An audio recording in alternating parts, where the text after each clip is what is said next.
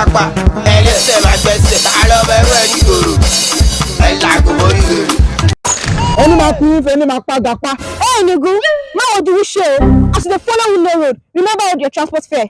So now I'll take beer one, they might be a padalole. I'm not going to go to Kowaje. I'm not going to go to Shebaje. You couldn't shake it away. But to my phone, I'm possibly. Come on, go again. Oh, I can't my phone. Hey, let me wala. Hello, best Anthony Kala. I'm not post Mara. I'm not the son of Mara. I don't need that battery. I'm not going to she company lower. I gave them a new blood. I didn't put that.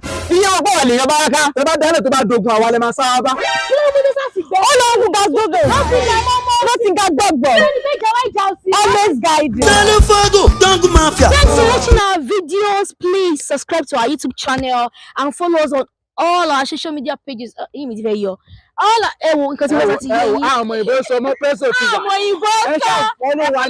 YouTube page. Our Instagram page, follow all our media. Please don't forget to subscribe to our YouTube page and like and comment. Look here, me, I am Yoruba. Etelewa ni ori social media. Ayélujára.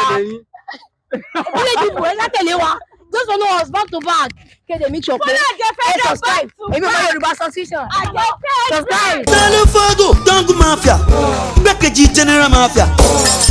AJE FEDRA. Too late.